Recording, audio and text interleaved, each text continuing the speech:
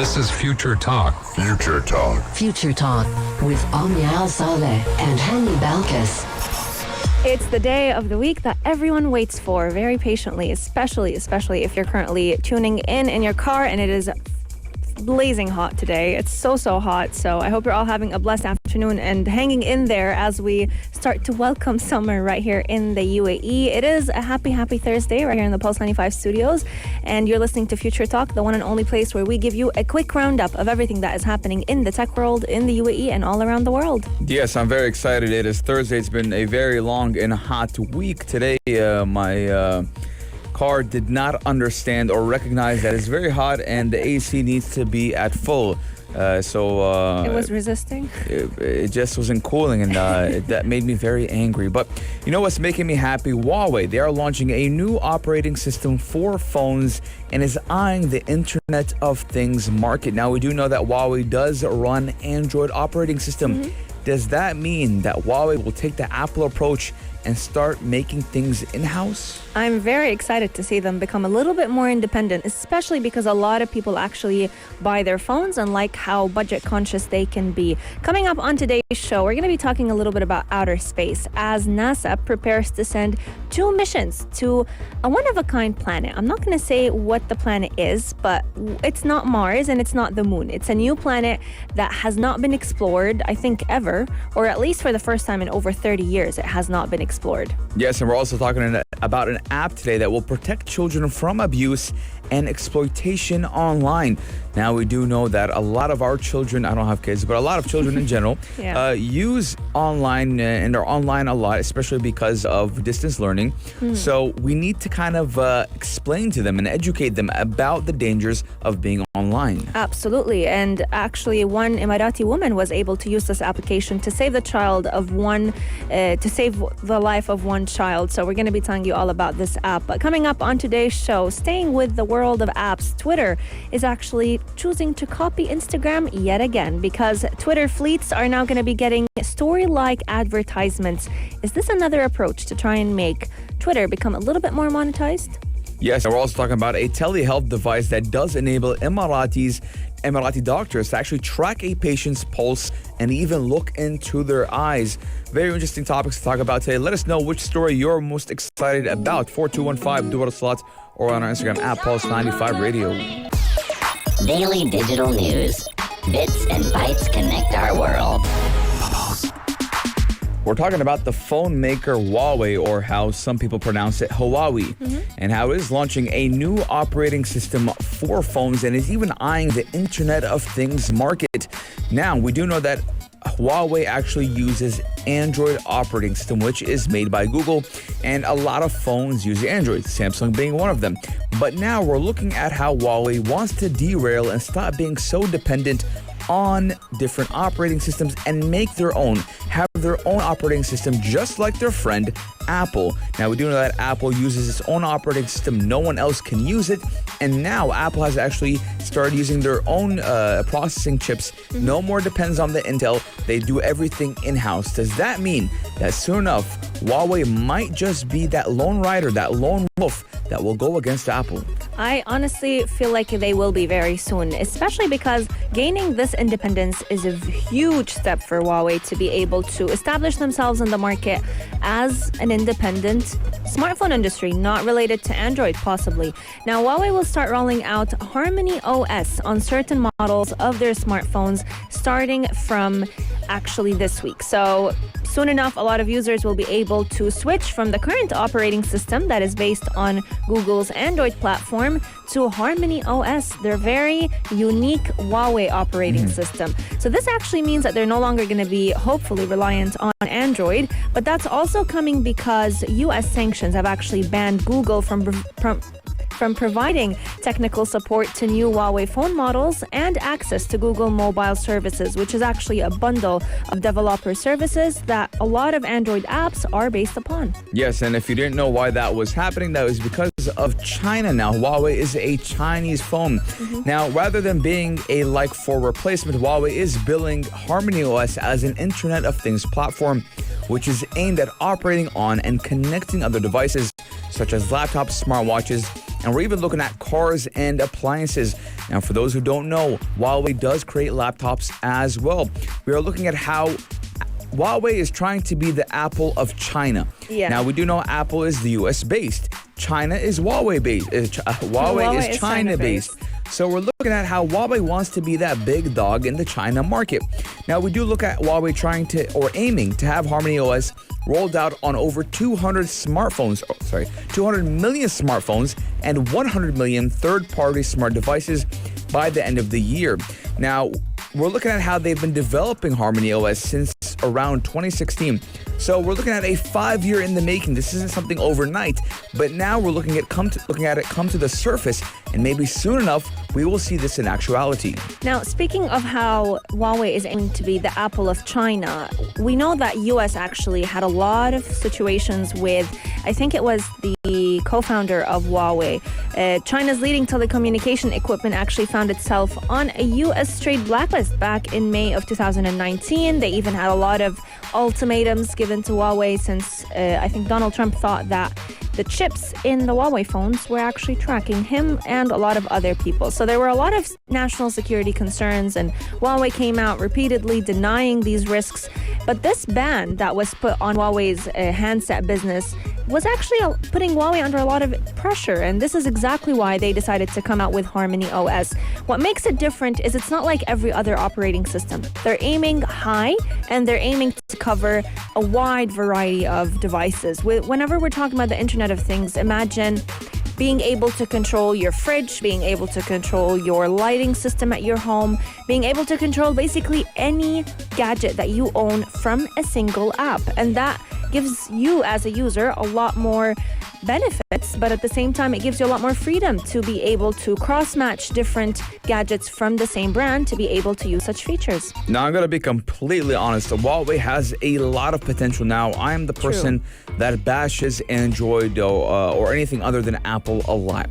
But Huawei does have so much potential in the smartphone and even in the tech industry, in the tech market. Huawei's phones are crazy. We saw that phone or that video where someone would be on the 90th floor of a building and zoom in all the way to the ground and have picture-perfect quality. And that person was using a Huawei. So Huawei phones have a lot of potential. And now with them using their own operating system, something else does come into mind. I'll tell you why. Because we do know that Android operating systems don't go well with Instagram, for example, and we do talk about that Android quality on the phones. Now, I'm going to give you a quick history lesson. The reason why Android phones have horrible quality on social media is because there are so many Android phones that it is hard for the developer to optimize each phone for each social media app. But with Huawei having its own operating system, we can look how they can only focus on optimizing Huawei's operating system, thus it being a very, very, very promising competitor against Apple. Wow, I actually never knew that before. So there you have it. That's going to be a big plus for Huawei. Let us know, do you own a Huawei phone? And do you like the quality of the phone itself? Are you excited to potentially have a brand new operating system that's only for your Huawei phones rather than sharing one with Android? Coming up on the show, we're going to be talking all about outer space as we look at which planet is NASA planning to explore next. Keep us on E5 locked. We'll be right back. Daily digital news. Bits and bytes connect our world. Let's talk a little bit about outer space, because enough about being on Earth right here, especially with how hot the weather has been. NASA is planning on exploring a new planet in our solar system. Not Mars, not the moon. The moon is not a planet, but still a big destination that a lot of people who are interested in space exploration typically eye. But NASA is planning to send 2 missions to the second planet away from the sun, which is Venus. And this is going to be happening for the very first time in about 30 years. It's going to be a very interesting space exploration mission. Yes, now NASA has picked 2 new robotic missions to explore the hot world of Venus, which is Earth's actually neighbor and the second planet from the sun. Now we're looking at 2 missions called the Da Vinci Plus and Veritas, which were among 4 competing proposals under the latest round of NASA's Discovery program, which does manage smaller planetary exploration missions with a slim budget of roughly $500 million each. So we're looking at a $1 billion budget when it does come to this exploration. Now, Da Vinci Plus is slated to launch around 2029. So we're looking at another 8 years and will mark the first U.S.-led mission into the atmosphere of Venus since 1978. I didn't know that we actually tried to go to Venus in 1978, but Same. when NASA's second Pioneer mission did plunge into the Venusian clouds for scientific study, I guess that's what they call Venus. I think. The spacecraft will fly by Venus twice to actually snap close-up photos of the planet's surface before tossing a robotic probe into its thick atmosphere to measure its gases and other elements. Now, we're looking at how we're advancing so much in space exploration. It was first the moon, then Mars, and now we're going back to the moon and looking at Venus now. I don't know, man. Maybe we will have a Star Wars life, life. I don't know. Typical thing. I just want to be a Jedi and have a lightsaber and have the Force. I don't care about space exploration. I care about being a Jedi. Well, NASA definitely cares about space exploration. When looking at those two sister missions and what their main aim is, they're basically trying to understand how Venus became an inferno-like world capable of melting lead on its surface. Can you imagine? If you put lead on the surface of Venus, it will melt. It offers a lot for the scientific community as a chance to basically investigate a planet that they haven't really thought of for about 30 years. But my question is, why not explore a planet that we could potentially have life on? Since Venus, just like we mentioned, it's very hot. It's the second closest planet to the sun. So I'm tired of the heat. I don't want to go. Exactly. There's no way we could live on the planet of Venus. But a lot of the times when NASA decides to explore different planets in the solar system, it's to try and learn more about planet Earth. There's a lot of possible theories on Venus that NASA is planning to basically look at. First off, they're trying to find out why there is phosphine, which is basically a very harmful gas on the surface of on the surface of Venus. I'm so used to saying Mars. But they're also trying to basically leave open a door for this robotic rover to continuously send back information about the planet Venus. Yes, now this mission could actually help scientists learn how to look at exoplanets, distant planets, and other solar systems, and not just Mars or the moon. Now, moon isn't a planet, it is a moon, but take what I'm saying lightly. Now, though through hot and unlivable, Venus does sit in the Goldilocks zone of our solar system, which is a term scientists do use to characterize the position of exoplanets whose distance from the sun sits just right at the spot to foster life. Now, Venus could be a model right next to Earth to help us understand exoplanets farther away. Now, the planet's distance from our sun also does raises equally intriguing questions about why Venus turned into the very hot world it is today. Now, I'm very, it does make sense why they would explore Venus because it is close to us and they would learn more about those outer exoplanets. Yeah. But at the same time, can we explore the ocean? Because we haven't explored the ocean yet. I agree. Many people think, oh, the ocean, it's been discovered a long time ago. We actually discovered maybe 5% or 10% of the world's oceans. So that would be a very interesting thing to explore. But I also feel like maybe NASA scientists are trying to see how they can reverse climate change and all the impacts and effects it's been having on our lives. Let us know your thoughts. Text in at 4215 do or sign into our DMs at Pulse 95 Radio. Do you think NASA has a better shot at exploring Venus or Mars? Coming up on today's show, we're going to be talking about an application that is born and bred right here in the UAE that is helping protect children from abuse and any exploitation online. Keep Pulse 95 locked. We'll be right back. Pulse 95. Apps all around. What's worth a click and download? What's worth a click and download? Now, this is very worthy of a click and download and is actually coming right out of the UAE. We're talking about an app called حمايتي, which does mean kind of like my protector or protection. Now, it is a new mobile application that has been designed by the Ministry of Interior right here in the UAE to actually help families to provide protection for their children. Yes, indeed. And we do know that a lot of our children nowadays are spending time online, whether it was on chatting platforms or even just in general. And we do know that, sadly, a lot of families don't necessarily have the safety that every child deserves and every child craves. So this is exactly why this application, Himayati, has been created by the Ministry of Interior, because they're trying to protect children from abuse and exploitation over the internet. So this application is going to be providing every parent out there a facility to be able to basically have a lifetime communication with their children, to have a real-time knowledge of where they are. It also includes a lot of safety and emergency alert features. So for any parent out there that's concerned about the safety of their children, they can have a chance to find out exactly every child's location and track them in real time. Of course, this is with the consent of the child, but at the end of the day, if a child is under the age of 18 and they're still very young and you're worried about them when they're out on a field trip or visiting friends, it's a great way to make sure that the child knows exactly, or you know exactly where your child is. Yes, and the app actually does have an incident reporting feature for child abuse, a live chat feature to contact the Ministry of Interior Child Protection Center, and even an SOS feature for emergency cases. Now, the virtual coordination between the Ministry of Interior and the Supreme Council for Motherhood and Childhood did address this topic, and thus the creation of this app did come to life. Now, it is very important to talk about how I feel like in the U.S. and in the West, child protection has always been there. Yeah. But in the Arab world, it was kind of overseen per se. I agree. But obviously, right here in the UAE, again, we don't do it like others. We do it correctly, and right here we are doing it correctly. And again, we have this platform that will protect our children. And protect our children from outer conflicts and even inner conflicts, you know? And this is a great initiative by the Ministry of Interior.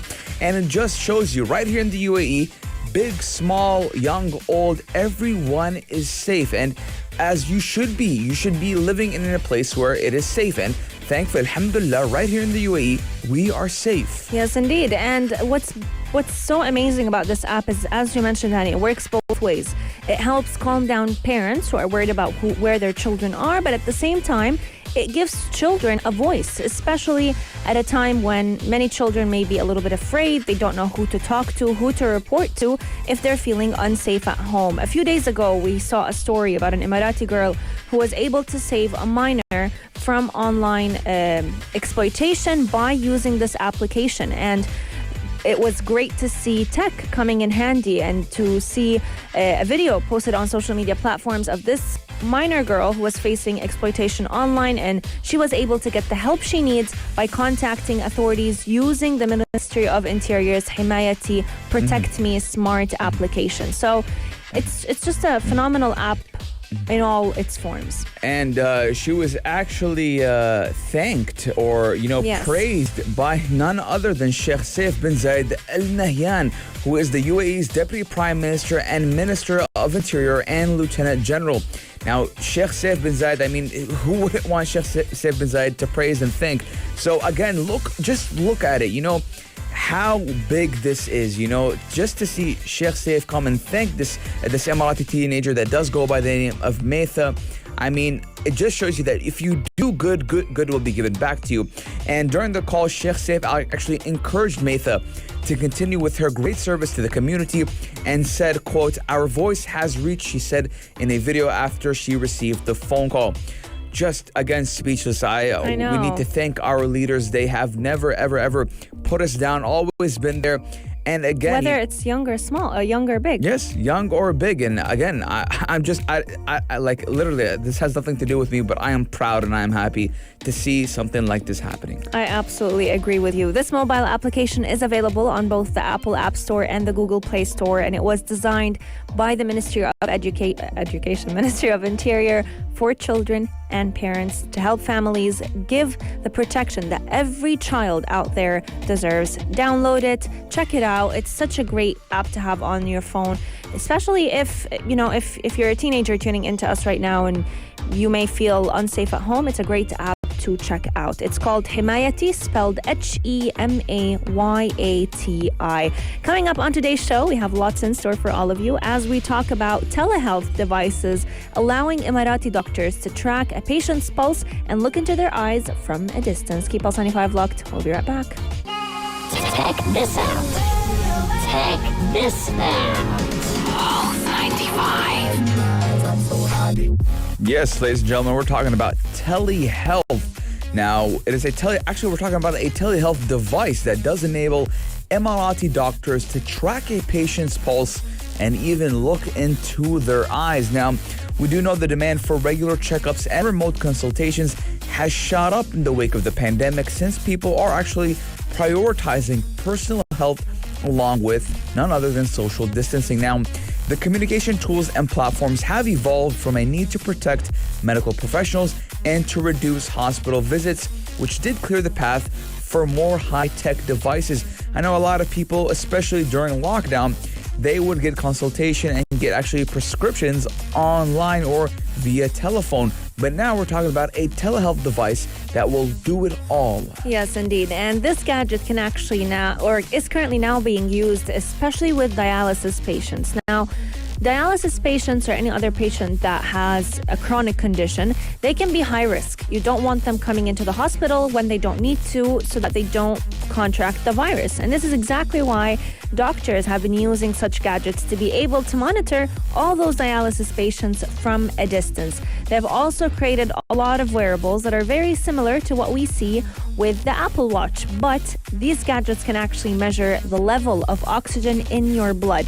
Let me tell you, Hani, this is, I think, one of the most important metrics a person could have, especially if they're a COVID patient. You want to always monitor how much oxygen is in the blood. And even if you're not, but you have some form of heart condition, it's nice to have this wearable on hand at all times and have the doctor monitoring this around the clock from a distance. Now, a year of successful monitoring of those patients has caused a lot of those doctors to come out saying that this is one of the best ways to be able to back up telehealth by using these different gadgets and kind of creating that little ecosystem between the gadgets and the telehealth medicine consultations. Yes, now the Al Futtaim group from the UAE has actually collaborated with a global insurer, which is called MetLife, to strengthen telemedicine in the region, which will be done by connecting patients with specialists and facilitating remote exams or even tests. Now, the Care Anywhere mechanism does go beyond virtual consultations and even covers the delivery of medicine. Now, users can book online as well as offline care through the portal, and doctors can even monitor patients with chronic diseases to provide long-term treatment. Another feature we're going to be talking about is the service is a device which can be delivered to patients by nurses so that doctors can get more accurate picture of an individual's health and even progress. Now, in addition to relaying updates about vitals, the gadget does allow medical professionals to listen to a patient's heartbeat and even provide a clear view of eyes and ears. So we're looking at, again, basically a doctor inside of your own home, which is very important. Again, me personally, I'm not as scared of of COVID-19 as I was in the beginning because I got vaccinated. I'm doing the correct precautionary measures. All my friends are vaccinated. My family is vaccinated. People at work are vaccinated. But some people with chronic diseases or in the high-risk area are still afraid of COVID-19, as they should be. But at the same time, they don't want to go out. They don't want to go to a hospital. As we do know, hospitals, they are clean, but they are hotspots for COVID-19 and other diseases. So the next best thing is to be at home and use technology to get that consultation. Absolutely. Let us know, have you gotten a telehealth consultation since the pandemic has started, and what was your experience with it? Did you enjoy it, or would you rather go physically to a doctor's office? I think one of the biggest perks of using telehealth is you're cutting down on waiting time at the doctor's office, and you're cutting down on waiting to basically get your prescription, because a lot of the times once you get your prescription from the doctor, you can also call up a pharmacy and have that medication delivered straight to your home. Coming up on today's show, we're going to be talking about Twitter getting a little jealous from Instagram yet again. They're introducing story-like ads on all of their fleets. Pulse 95. Apps all around. What's worth a click and download?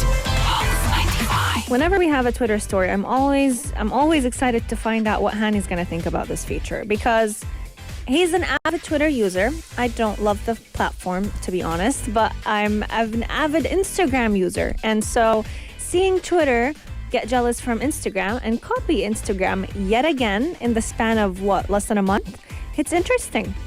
I mean, Twitter did say it will start adding full screen ads to its fleets. Now, for those who don't know what fleets are, they're basically Instagram-like stories or Snapchat-like stories that have been implemented on Twitter. Now, it's disappearing tweets that sit now in a row at the top of users' mobile Twitter interface was actually introduced last November. Now, we do know it is a clone of Instagram and Snap Stories, but has been apparently successful enough that Twitter now wants to try to make some money off of it. Now, we do know that fleet ads are full screen billboards for advertisers, and now we're looking at their marketing manager saying maybe we just might support that now. Now, the ads do support images and video in 9:16, and videos can be up to 30 seconds long. Now, brands can choose to add a swipe up call to action and will be able to access standard Twitter ad metrics, including impressions, profile visits, clicks, website visits, and other information and analytics. Again, we're looking at something that we've seen on Snapchat and Instagram, which will now be implemented onto Twitter fleets. Before I get into it, I don't use fleets as much. I've tried to get into it. I'll post maybe once every month or once every week. But again, I don't get a lot of interaction from fleets as I would on Instagram or on Snapchat. So that is very demotivating for someone to post, because why should I post if I'm not getting interaction? We do know that a post is to spread awareness or get interaction, but I'm not getting both. So why not? The thing is, I also feel like with fleets, if they were to add, like, let's say, polls or question features, that might give you that sense of interaction with your viewers. But with this ad feature, I think it's going to be coming in handy, especially to give back to Twitter in terms of monetization, since Twitter now wants to try and make money from the app rather than just have users use it. They were actually monetizing from the app or making money out of the app in the past, but now they feel a bigger urge to do that through those little ads that they're adding after every fleet. I personally find those ads very annoying on Instagram, but I do know that they are a big hit for a lot of businesses, because we do know that Instagram tracks your information. So a lot of the times you'll find ads of brands that you might have never heard of or have never come across had it not been for that Instagram ad popping up right after your story. And many times it would be things that you're actually in need of. So let's say you're looking for that certain bag or that certain, honey brand. It will pop up for you, and a lot of people actually go and buy from these businesses simply because the ad popped up for them. So I think Twitter might just have a big chance with this, simply because we've seen it succeed with other social media platforms. Yes, now we do know Twitter is planning to closely study how the vertical full screen ad does perform, not just for fleet ads, but for possible iterations of other full screen formats. And again, I don't blame them. They need to make some money. And we do know that Twitter has been announcing over the past couple of months now more and more improvements, I quote, or, they say it is improvements to Twitter. When again, I think they're kind of going a little bit too much, or the extra mile. But let us know you guys' thoughts. 4215 do or salat, or on our Instagram at Pulse95 Radio. But we're going to be talking about something that not a lot of people know about. We're talking about Serbunir Island. Now, for those who don't know, that is just 60 kilometers off of the coast of Sharjah. And it is actually an island that is for Sharjah, that is very rich in history. And I'm telling you all of this because there's actually going to be a festival there. Yes, indeed. The 21st Sir Bonaire Environmental Festival is taking place only today and tomorrow. It's the perfect weekend destination, especially if you feel like everything has just been going too fast. It's a great way for you to disconnect from the world and enjoy nature. Now, Sir Bonaire actually has a very rich coral reef environment. So if you're a big fan of the ocean, of all the different creatures that live there, and even just animals, it's a great way to be able to reconnect with our heritage and the Emirati culture and just observe the natural beauty of this island. Just like you mentioned, Hani, it's very near Sharjah. It's actually a part of Sharjah, just an island similar to what we would see with An-Noor Island. They've been taking all the precautionary measures, making sure that everyone is safe when they go ahead and attend that festival. And they're also going to be including a lot of social distancing and mask wearing mandates that will help people feel a little safer as they explore nature. Yes, I mean, I've actually, again, I talked about it yesterday. I found out about Sir Bonaire Island a couple of weeks ago. Yeah. And I'm like, man, I wish there was kind of an initiative or a way for me to go and see it. Then subhanAllah, yesterday we get the news that, hey, we have a festival going on there. So I'm going to try to see how I can get there. And again, I am vaccinated, so that is a good plus on my side. I can actually do a lot of things now because I'm vaccinated, because right here in the UAE, the government is easing restrictions on vaccinated people. Yes. Again, the Sharjah government is incorporated with the Environment and Protected Areas Authority of Sharjah, kind of collaborating and creating and supporting this festival. So again, it is not a bad idea to go. I mean, why not go and see what Sharjah has in store for us, what the island has in store for us? I mean, I've actually read on a couple of websites that they do plan in the future to make it even a little bit of a hotspot for vacations. Who knows? Maybe a hotel will be built there. Oh, that would be a very fun destination. I was checking out the different videos that they posted of previous Sir Bonaire's festivals that were taking place over the past couple of years, and it's so fun to see the different activities that they have over there. You can actually see the different crafts that a lot of Emirati women are famous for, a lot of drumming, a lot of different dances that they do. There are even games like tug of war that you can go ahead and enjoy over there and just get to learn more about the culture and the rich heritage of the UAE. Perfect destination to go ahead and check out. Let us know if you're going to be heading there. I might just head there myself. So we want to wish you a beautiful weekend. Please enjoy your time and get to relax and disconnect. But if you are still at work and you want to be entertained on your drive back home, we have 2 shows coming up on Pulse 95 that will do just that for you.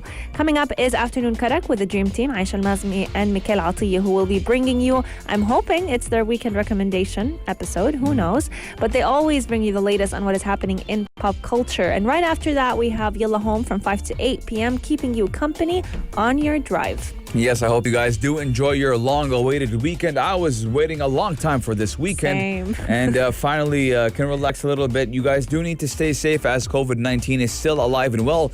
Do be taking those precautionary measures. Hope to go and get that vaccine if you can. Enjoy your weekend, ladies and gentlemen. We'll see you tomorrow. We'll see you Sunday. Same time, same place, only here on Pulse 95. If you liked this episode of Future Talk, drop a like and subscribe. Pulse 95. Be sure to follow us on Instagram for all our daily updates and top stories.